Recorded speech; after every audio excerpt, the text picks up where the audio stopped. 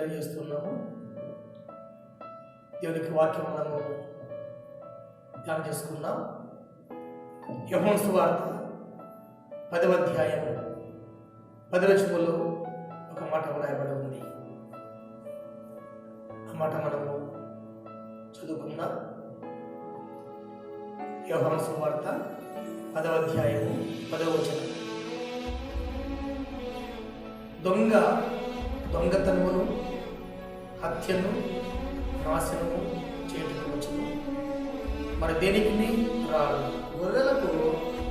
గొర్రెలకు జీవము కలుగుటకును అది సమృద్ధిగా కలుగుటకును నేను వచ్చి తినండి మీతో నిశ్చయముగా చెప్పుచున్నాను అనే మాట గమనిస్తాము. ప్రియమైనటువంటి వాళ్ళారా, దొంగతనము, హత్యను నాశనం చేతుకు వస్తాడు, మరి దేనికి రాడు. నేను గొర్రెలకు జీవించుటకు వచ్చి తిని, సమృద్ధిగా ఇచ్చుటకు వచ్చి తిని అనే మాట మనం చదువుకున్నాం. ఈ లేఖన భాగంలో మనము చదువుకునేటువంటి భాగంలో ఇద్దరు కనబడుతున్నారు. ఒక వ్యక్తి దొంగ అని చెప్తున్నాడు. ఎవరు ఆ దొంగతనమును, హత్యను నాశనం చేయుటకు వస్తాడు, కానీ మరి దేనికి రాడు అని మనం చూసుకున్నాం. రెండో వ్యక్తి నేను గొర్రెలకు జీవించుటకు వచ్చి తిని, సమృద్ధిగా ఇచ్చుటకు వచ్చి తిని అని చెప్తున్నారు. మొదటి వ్యక్తి ఎవరు అనగా ఆయన సాతానుడి గురించి ఆ మాట రాయబడి ఉంది. ఈ సాతానుడు ఎవరు? సాతానుడు మొదటిగా దేవుని దగ్గర ఉన్నటువంటి లూసిఫర్ దేవదూత. ఆ దేవదూత దేవుని దగ్గర ఉంటూ దేవుణ్ణి ఆరాధనలో నడిపించినటువంటి ఆరాధికుడిగా ఒక ప్రధాన దేవదూత. దేవుని యొక్క సన్నిధిలో ఎల్లప్పుడూ ఉన్నటువంటి దేవదూత, దేవుని దగ్గర మంచి ప్రధాన పొందినటువంటి దేవదూత, మరి దేవునికి వ్యతిరేకమై దేవుడిని తురీకరించి దేవుడిని వ్యతిరేకించి సాతానుగా మారిపోయింది. ఈ మాట మనకు గమనించినట్లయితే యెహెజ్కేలు గ్రంథము 28వ అధ్యాయము 14వ వచనంలో మనం గమనిస్తాం. యెహెజ్కేలు గ్రంథము 28వ అధ్యాయము 14వ వచనములో మనం గమనిస్తాము. తిరిగినటువంటి వాళ్ళారా, అక్కడ ఆ లూసిఫర్ గురించి వ్రాయబడి ఉంది. అభిషేకము నొందిన కెరూబునై ఒక ఆశ్రయముగా నీవు ఉంటివి. అందుకే నేను నిన్ను నియమించి తిని దేవునికి ప్రతిష్ఠింపబడిన పర్వతము మీద నీవు ఉంటివి అని ఆ యొక్క దేవత గురించి అక్కడ గమనిస్తూ ఉన్నాం. దేవుని దగ్గర ఉన్న దేవదూత దేవునికి వ్యతిరేకమై దేవునికి కోపం తీసుకొని వచ్చి ఆ యొక్క దేవుని యొక్క కోపానికి మరి ఆ యొక్క లూసిఫర్ తట్టుకోలేక దేవునికి దూరం అయిపోయి దేవుని కోపం చేత దాన్ని తోసివేసినాడు. అది ఆ యొక్క లూసిఫర్ దేవదూత సాతానుడిగా మారిపోయి తన యొక్క మంచి స్థితిని, మంచి స్థానమును కోల్పోయి దేవుని దగ్గర ఉన్నటువంటి దేవదూత దేవునికి దూరమైనట్టుగా మనం గమనిస్తూ ఉన్నాం. ఇదే లూసిఫర్ దేవదూత గురించి యెషయా గ్రంథములోను వ్రాయబడిన మాట ఉంది. యెషయా గ్రంథంలోను చిత్రమా వేకువ చుక్క ఎలా పడిపోతేవి అని అక్కడ కూడా వ్రాయబడి ఉంది. ఈ యొక్క లూసిఫర్ దేవదూతే దొంగ. ఈ దొంగ ఒకప్పుడు దేవుని దగ్గర దేవదూతే దేవునికి వ్యతిరేకమై దేవునికి దూరం అయిపోయి సాతానుడిగా మారిపోయి దొంగగా తన యొక్క జీవితాన్ని మలుచుకున్నాడు. మరి దొంగ అయిపోయి ఇప్పుడు దొంగ ఎందుకు వస్తాడు? దోచుకుంటకును నాశనం చేయుటకును వస్తాడు. మరి దేనికి రాడు ఆ దొంగ లూసిఫర్ దేవదూతే. ఆ లూసిఫర్ దేవదూత దేవునికి వ్యతిరేకమై దేవుని చేత త్రోయబడి సాతానుగా మారిపోయి దేశమంతా తిరుగుతూ ఉన్నట్టుగా మనం గమనిస్తూ ఉన్నాం. ప్రియమైనటువంటి వాళ్ళారా, తర్వాత కొన్ని సంవత్సరములకు దేవాదేవుడు తన పోలికలు తన స్వరూపములు మానవుని చేసుకొని ఆ మానవుని యందు సంతోషపడిన దేవుడు కోరుకొని ఈ సృష్టిని 5 రోజుల్లో చేసి 6వ రోజు మానవుని ఏర్పాటు చేసి మానవుని యందు సంతోషిస్తూ ఉన్నప్పుడు, మానవుని యందు ఆనందిస్తూ ఉన్నప్పుడు ఆ యొక్క మానవుని ఎలాగైనా సరే దేవునికి దూరం చేయాలని కంకణం కట్టుకుని దేవుని చేత ప్రేమించబడుతూ, దేవుని చేత పోషించబడుతూ, దేవుని చేత ఆనందించినటువంటి మానవుణ్ణి ఎలాగైనా సరే దేవునికి దూరం చేయాలని కంకణం కట్టుకుని మానవుని దూరం చేయడం కొరకై ప్రయత్నం చేస్తూ ఆ ప్రయత్నంలోనే మానవుని మోసం చేసి మరి పాపంలో పడివేసింది ఆ యొక్క లూసిఫర్ దేవదూత. మరి ఆ విషయము మనం గమనించినప్పుడు చాలా మరి దొంగతనమును హత్య నాశనం చేయడానికి వస్తాడు, మరి దేనికి రాడు అని చెప్పిన మాట అక్కడ మనం నిలబెట్టి మనం చూస్తూ ఉన్నాం. మరి మనిషిని దేవుడికి దూరం చేసి మనిషి పొందవలసినటువంటి ఆధిక్యతలను, పొందవలసినటువంటి క్షేమాన్ని, పొందవలసినటువంటి ఆరోగ్యాన్ని, ఆనందాన్ని, సంతోషాన్ని, నెమ్మదిని, క్షేమమును, మేలును ఆ యొక్క లూసిఫర్ దేవదూత తీసివేటు కొరకు, దొంగలించుటకు, మానవుని దేవుడికి దూరం చేయడం కొరకై ప్రయత్నం చేస్తూ ఆ రోజు నుంచి ఈ రోజు వరకు మనిషి అంటే లోపల ద్వేషముతో, అసూయతో, కక్షతో నిండి ఉన్నాడు లూసిఫర్ దేవదూత. దేవుడికి దూరం అయిపోయి మనుషులు కూడా దూరం చేయాలని ఈనాడు మనుషుల్ని తప్పుదారి పట్టిస్తూ, మనుషులని దేవునికి చెందనీయకుండా, దేవుని వైపు చూడకుండా, దేవుడిలో కొనసాగకుండా, దేవుని వైపు చూడకుండా, దేవుడిని ఆలోచించుకోకుండా, నిర్మాణ ప్రకారం కాక మనిషి తన ఆలోచన ప్రకారం జీవింపజేసి, తన ఉద్దేశ ప్రకారం జీవింపజేసి దేవునికి దూరం చేసి మానవుడు కష్టాల పాలు కావాలి, నష్టాల పాలు కావాలి, వ్యాధుల పాలు కావాలి, రోగాల పాలు కావాలి, బాధల పాలు కావాలి అనేది సైతాను యొక్క ఉద్దేశము. అంతేకాకుండా ఈ సాతానుడు దొంగని చెప్పాను కదా, మరి అది నేను చెప్పడం కాదు, దేవునికి పరిశుద్ధ గ్రంథములో వ్రాయబడిన మాట. ఆ మాట ప్రకారము వాడి యొక్క దొంగతనమును, హత్యను, అసలుకి వస్తాను కూడా దేనికి రావడమే చెప్పిన ఆ మాట వాడు నెరవేర్చుకుంటున్నాడు. అందుకని మనిషి దేవుని స్వరూపంలో ఉన్నాడు, మనిషిలో దేవుని ఆత్మ ఉంది. మనిషి అంటే దేవునికి ఎంతో ఇష్టం, మనిషి అంటే దేవునికి ఎంతో ప్రేమ. అందుకని మనిషి కోసమే దేవాదేవుడు ఈ లోకాన్ని కలగేస్తున్నాడు, మనిషి కోసమే ఈ లోకానికి వచ్చినాడు, మనిషి కోసమే ఈ లోకములో ఆయన 33 సంవత్సరాల లోకంలో జీవించినాడు, మనిషి కోసమై తన ప్రాణం పెట్టినాడు, మనిషి కోసమై చనిపోయినాడు, మనిషి కోసమై మూడవ తిరిగి లేచినాడు, మనిషి కోసమై పరలోకం వెళ్ళిపోయినాడు, మనిషి కోసమై రాబోతూ ఉన్నాడు. మనిషి అంటే దేవునికి చాలా ప్రేమ, చాలా ఇష్టం. మనిషి దేవుడు తెలుసుకోవాలని ఆయన ఉద్దేశం, ఆయన యొక్క ప్లాన్, ఆయన యొక్క ఆలోచన, ఆయన ఏర్పాటు మనిషి తెలుసుకోవాలని దేవుడు కోరుకుంటా ఉన్నాడు. అయితే సాతానుడు ఎలాగైనా సరే మానవుని తప్పుదర పట్టించి కోపాలు, ఆవేశాలు, ద్వేషములు, కక్షలు, చెడుతనములు, మరి త్రాగుడు, జూదము, చెడుతనము, మోసము, అల్లరి, వ్యభిచారము, విగ్రహారాధన, ఆ విధముగా అనేకులకి ఆ యొక్క సాతానుడు మనసులను ఆ విధంగా చెరపట్టి మానవుల్ని దేవునికి దూరం చేయాలని ప్రయత్నిస్తూ ఉంటాడు.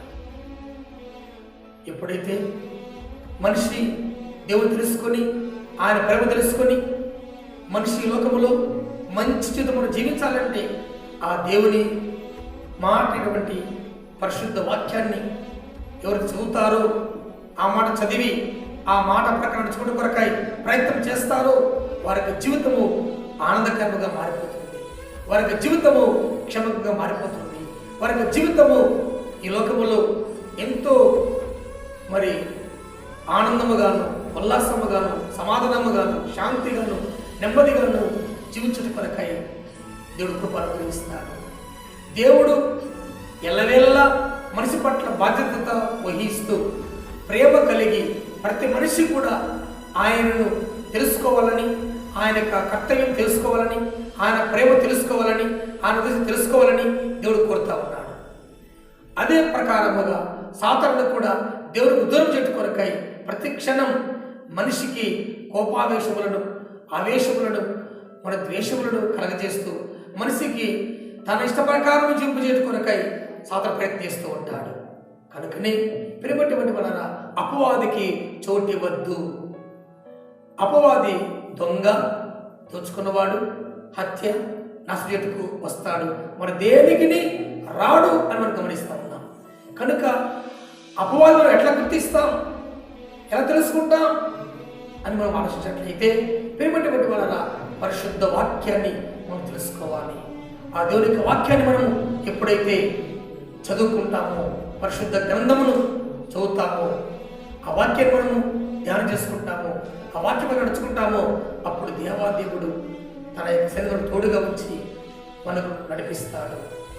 ఎప్పుడైతే నువ్వు ప్రార్థిస్తూ ఉంటావో, ఎప్పుడైతే ఆ దేవునికి చదువుతూ ఉంటావో, ధ్యానం చేస్తూ ఉంటావో, దేవునికి సన్నిధిలో గడుపుతూ ఉంటావో, దేవునికి ప్రార్థిస్తూ ఉంటావో, అప్పుడు దేవాదేవుడు తన సన్నిధి మనకు అనుగ్రహిస్తాడు. తన యొక్క పరిశుద్ధాత్మను మనకు అనుగ్రహిస్తాడు. దేవుని యొక్క ఆత్మదేవుడును నడిపిస్తాడు. పెరిగినటువంటి వల్ల ఆ దేవుని ఆత్మ నడిపించడం కొరకై ఎప్పటికప్పుడు ప్రతిరోజు దేవుని కొరకై మనం వేచి ఉండాలి. కనీసం రోజుకు 1 గంట సేపు అయినా ప్రతి మనిషి దేవుని గడపాలని దేవుడు కోరుతా ఉన్నాడు. ప్రతి మనిషికి 24 గంటలు ఇచ్చాడు. 24 గంటల్లో కనీసం 1 గంట సేపు అయినా దేవుని పట్ల శ్రద్ధ వహించి, దేవుని పరిశుద్ధ వాక్యమును చదువుతూ, దేవుని యొక్క సన్నిధిలో మనం గడుపుతూ, ప్రార్థన చేసుకుంటూ, మన విషయాలు దేవుడు తెలియజేసుకుని, మనకు దేవుడు ఏమిచ్చినాడో దాన్ని మనం తెలుసుకొని కృతజ్ఞత భావముగా స్తుతులు చెల్లిస్తూ, స్తోత్రాలు చేస్తూ, కొనియాడుతూ, ఆరాధిస్తూ ఆయనకు దగ్గరగా జీవించాలని దేవుడు మన పట్ల కోరుతూ ఉన్నాడు. తిరుమటి వల్ల ఈ 2 మనం చేస్తే మన జీవితం ధన్యమవుతాయి. మొదటిగా దేవుని యొక్క పరిశుద్ధ వాక్యాన్ని మనం చదవాలి. రోజు కనీసం 1-2 అధ్యాయాలను చదవాలని దేవుని కోరిక. తిరుమటి వాళ్ళ 1-2 అధ్యాయాలు పరిశుద్ధ గ్రంథము చదివి వాటిని ధ్యానం చేసుకుని 1 గంట సేపు ప్రార్థన చేసుకుని ఎప్పుడైతే గడుపుతావో దేవుని యొక్క సన్నిధి నీకు తోడుగా ఉంటుంది. అప్పుడు అపవాది నీకు దూరం అయిపోతాడు. బైబిల్ ఏమని వ్రాయబడిందంటే, అపవాదిని ఎదురించడి, అప్పుడు వాడి మీ దగ్గర నుండి పారిపోను అని వ్రాయబడింది. వాడు ఎప్పుడు పారిపోతాడు? ఎప్పుడైతే దేవునికి సన్నిధికి వచ్చి దేవునికి వాక్యమును చదువుటకును, ఆ వాక్యం ధ్యానం చేసుకుంటుకును, ప్రార్థన చేయటకును మొదలు పెడతావో అప్పుడు అపవాది పారిపోతాడు. పెరిగినటువంటి వల్ల అపవాది పారిపోయినప్పుడు నీకు దేవునికి సన్నిధి కలుగుతుంది. అప్పుడు దేవుని యొక్క వాక్యం ఎప్పుడైతే చదువు మొదలు పెడతావో, చదవడము ధ్యానం చేసుకోవడం మొదలు పెడతావో, అసలు గడపడం మొదలు పెడతావో, అప్పుడు దేవుని యొక్క సన్నిధి నీకు తోడుగా ఉండి నడిపిస్తుంది. నిజమైన మనశ్శాంతి నీకు దొరుకుతుంది, క్షేమము నీకు దొరుకుతుంది, ఆనందము దొరుకుతుంది. ఈ లోకములో సాతాను ప్లాన్లు పటాపంచలేకపోతాయి. నీ మీద ఉన్న సైతాను ప్లాన్ వెళ్ళిపోయి దేవుని ప్లాన్ నీలోకి వచ్చేస్తుంది. ప్రతి మనిషి పట్ల దేవునికి ఉద్దేశాలు ఉన్నాయి. కనుక ప్రతి మనిషి కూడా ఒక ప్రత్యేకమైన పోలికలు కలిగి ఉన్నాడని మనం గుర్తు చేసుకోవాలి. ఎందుకంటే ప్రేమటి వాళ్ళారా, మరి ఒక తండ్రికి 3 పిల్లలు పుడితే 3 కూడా తండ్రిలాగా ఉండరు, తల్లిలాగా ఉండరు. ఎక్కడో ఆ పోలికలు ఉన్నా, తల్లిదండ్రుల పోలికలు ఉన్నా ఎక్కడో కొంచెం మార్పు ఉంటుంది. దాని కారణం తెలుస్తున్నా అంటే ప్రతి వ్యక్తిని కూడా ప్రత్యేకంగా దేవుడు ప్రేమిస్తున్నాడు, ప్రత్యేకంగా మనిషిని కలిగేసుకుంటున్నాడని మనం గుర్తు చేసుకోవాలి. ప్రియమైనటువంటి వాళ్ళారా, మరి తండ్రికి ఉన్న వేలిముద్రలే పిల్లలకు ఉంటుందా? తండ్రికి ఉన్నటువంటి కనుబొమ్మలే పిల్లలకు ఉంటుందయా? లేవు కదా. తండ్రి కనుబొమ్మలు వేరే, తండ్రి యొక్క వేలిముద్రలు వేరే, తర్వాత తల్లి యొక్క రక్తము కానీ తండ్రి యొక్క రక్తము కానీ అదే మరి పాజిటివ్ ఉండొచ్చు, నెగిటివ్ ఉండొచ్చు, మనకు తెలియదు. అయితే దాని మనం చూసినట్లయితే రక్తము వేరు, రక్తం యొక్క గ్రూప్ వేరేగా ఉండొచ్చు, వేలిముద్రలు వేరేగా ఉంటాయి, కనుబొమ్మలు వేరేగా ఉంటాయి. అంటే మనకు ఏమర్థమవుతుందంటే ప్రతి మనిషిని దేవుడు ప్రత్యేకంగా కలిగేసుకుంటున్నాడు ఈ లోకంలో. ఈ లోకములో మన జనత చూసినప్పుడు 750 కోట్ల మంది ప్రజలు ఉన్నారని చెప్తారు. మరి ఈ 750 కోట్ల మంది ప్రజలలో ప్రతి ఒక్కరు కూడా ప్రత్యేకంగా ఉన్నారు. ఎందుకు అలా ఉన్నారంటే దేవుడు కనుక చూసుకున్నారు. ఏ ఒక్కరిలాగా ఉండరు, ఇద్దరు ఒకేలాగా ఉండరు, ఎక్కడో ఒక మార్పు కనబడతారు. దానికి సూచన ఏమిటంటే, దానికి అర్థం ఏమిటంటే ప్రతి మనిషిని దేవుడు ప్రత్యేకంగా ప్రేమిస్తున్నాడు. ఎందుకు ప్రేమిస్తున్నాడు అంటే మనిషిని దేవుడులా కలగేసుకున్నాడు. ఏదో ఒక వ్యత్యాసము తండ్రి కొడుకుల మధ్యలో ఏదో ఒక వ్యత్యాసం ఇచ్చి ఆ విధముగా దేవుడు ప్రతి వ్యక్తిని కలిగేసుకుంటున్నాడు. దేనికోసమో తెలుసున్నా, ప్రతి మనిషిని ఆయన ప్రేమిస్తున్న రుజువు కోసం. ప్రతి మనిషి ఒక ప్రత్యేకమైనటువంటి ప్రేమతో ఆయన ప్రేమిస్తున్నాడని మనం తెలుసుకోవాలని ఆయన కోరుతున్నాడు. మనల్ని ప్రేమిస్తూ మన పట్ల శ్రద్ధ వహిస్తున్నాడు. మనం ఆయన తెలుసుకోవాలని ఆయన ప్రేమ, ఆయన యొక్క త్యాగమును, ఆయన యొక్క ఉద్దేశము తెలుసుకొని మనిషి జీవితంలో మేలు పొందుకొని దేవుని బిడ్డగా బ్రతకాలని ఆయన కోరుతున్నాడు. సాధనే కోరుతున్నాడు. సాధన కోరికే ఒకటే, ఎలాగైనా సరే మనిషిని దేవుడి నుంచి దూరం చేసి దురలవాట్లకు బాధ చేసి నరకాన్ని తీసుకుపోవాలా. నేను ఎట్లా నరకానికి పోతా ఉన్నాను, నాతో పాటు మనిషిని కూడా నరకాన్ని తీసుకుపోవాలనేటువంటి ఒకే ఒక ప్లాన్తో సాతానుడు మనిషి పట్ల కక్ష కలిగి ఉన్నాడని మనిషి తెలుసుకోవాలని దేవుడు కోరుతా ఉన్నాడు. రెండవదిగా మనిషి ఎంతగానో ప్రేమిస్తున్నాడని, మనిషిని దేవుడు ఎంతగా ప్రేమిస్తున్నాడని మనిషి తెలుసుకోవాలని కోరుతా ఉన్నాడు. ఈ రెండు విషయాలు తెలుసుకున్నట్లయితే మన జీవితంలో ఎంతో మనం మేలు పొందుకుంటా, ఎన్నో ఆశలను పొందుకుంటా. వినబట్టి వాళ్ళ మన జీవిత కాలము తాత్కాలికమైనది. మనిషి జీవితము తాత్కాలికమైనది అందరికీ తెలుసు. మన లోకానికి యాత్రకు వచ్చినామని అందరికీ తెలుసు. గమనిస్తున్నామా? ప్రియమైనటువంటి వాళ్ళారా, ఈ లోకానికి మనము యాత్రకు వచ్చినాము. ఈ యాత్రలో ఎప్పుడోసారి మనం వహించాల్సిందే, ఎప్పుడో ఒకసారి మనం యాత్ర స్టాప్ చేయాల్సిందే. లేదు నేను చాలా డబ్బు సంపాదించినాను, నేను ఇక్కడే ఉంటాను అన్నదానికి వీలు లేదు. లేదా నాకేమీ లేదు కాబట్టి నేను వెళ్ళిపోతాను, చచ్చిపోతాను అని అనుకుంటారు కొంతమంది. కానీ ఆ విధంగా చనిపోదానికి ఇష్టపడరు. ప్రతి ఒక్కరు బతకన్నా కోరుకుంటారు. మనం కోరుకోకపోయినా మన లోకములో కొద్ది కాలం బ్రతికేది. ఈ కొద్ది కాలంలో ఎందుకు మనం బ్రతుకుతున్నాము? ఎవరు బ్రతికిస్తున్నారు? బ్రతికించింది ఎవరు? మనం సృష్టించింది ఎవరు? సృష్టికర్త ఎవరు? దేవుడు ఎవరు? మన విరోధి ఎవరు అని ప్రతి మనిషి తెలుసుకోవాలని దేవుడు కోరుతా ఉన్నాడు. కనుక వినటువంటి వాళ్ళారా, ప్రతి మనిషి కూడా ఈ రెండు విషయాలు తెలుసుకోవాలి. సాతాను అంటే ఎవరు, దేవుడు అంటే ఎవరు అని తెలుసుకోవాలా. సాతాను అంటే నల్ల రూపం వేసుకొని మన దగ్గరకు వచ్చి నేను సైతాన్ని చెప్పడు. సైతాన్ అంటే వాడి యొక్క ఆలోచనలు, సైతాన్ యొక్క ఉద్దేశాలు, సైతాన్ యొక్క ప్లాన్లు, సైతాన్ యొక్క ఆ యొక్క మాటలు బైబిల్లో రాయబడి ఉన్నాయి. సైతాన్ క్రియలు రాయబడి ఉన్నాయి. సైతాన్ ఉద్దేశాలు రాయబడి ఉన్నాయి. మరి సాతాను మనిషి గమనించి గుర్తించి సాతాను మాటలు ఏమిటి, దేవుని మాటలు ఏమిటి, శతరికలు ఏమిటి, దినుకలు ఏమిటి అని తెలుసుకొని ప్రతి మనిషి కూడా ఈ 2 విషయాలు తెలిసినట్లయితే వారి జీవితంలో ఎన్నో మేలు పొందుకోవడానికి మనిషి ఆశ్రయించబడతాడు. ప్రియమైనటువంటి వాళ్ళారా, మరి ఈ లోకంలో ఉన్న ప్రతి మనిషి కూడా యాత్ర ముగించే ముందు సృష్టిగా దేవుడు తెలుసుకొని, ఆ దేవుడికి ఉద్దేశం తెలుసుకొని, దేవుడి మాట తెలుసుకొని, దేవుడికి అనుగుణం తెలుసుకొని ఆశీర్వాదాలు పొంది జీవితకాలం అంతా కూడా ఈ లోకములో మంచి బ్రతుకును బ్రతికి యాత్ర అయిపోయిన తర్వాత పరలోకము చేరుకొని నిత్యానంద లోకంలోనికి ప్రతి మనిషి రావాలని దేవుని యొక్క కోరిక. ఆకలి లేని, దప్పిక లేని, ఏడుపు లేని, కన్నీరు లేని, వ్యాధులు లేని, మరణం లేని నిత్యానంద లోకంలోనికి ప్రతి మనిషి రావాలని దేవుని యొక్క కోరిక.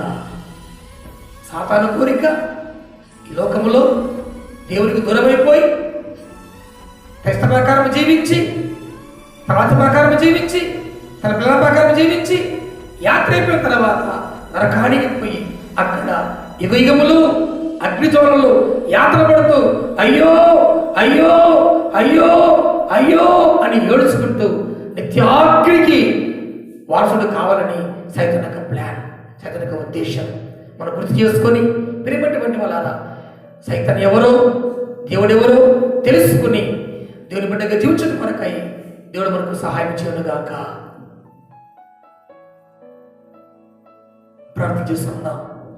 పరిశుద్ధుడైన మా దేవ, మహిమగల మహోన్నతుడా, నీ పరిశుద్ధ పాదముల కొందమలు సాతాను గురించి, సాతాను ప్లాన్ గురించి, దేవుని గురించి, దేవుని ప్లాన్ గురించి మేము చూసుకున్నాం. ఈ మాటలు విన్నవారు గ్రహించినట్లు పరిశుద్ధాత్మ దేవుడా వారు రక్షకను జరిగించండి. సృష్టిగా దేవుడు తెలుసుకోనికి సహాయం చేయండి. నీ పరిశుద్ధ వాక్యమును చదివి వాటిపై నడుచుకొని ఆశీర్వాదాలు పొందినట్లు గొప్ప కార్యం జరిగించి మీరు మహిమ పొందమని ఈ యొక్క కార్యక్రమంలో సాయం చేయడం వంటి ఇమ్మానుయేలును కృపను కొన్ని దీవించి మీరు తిప్పమని విస్మరించుకుంటూ యవనస్తున్న ప్రభువ యుక్త వయస్సులో యవన వయస్సులో నీ బిడ్డల నుండి ప్రేమించేందుకు సహాయం చేసేందుకు దేవానికి స్తోత్రములు.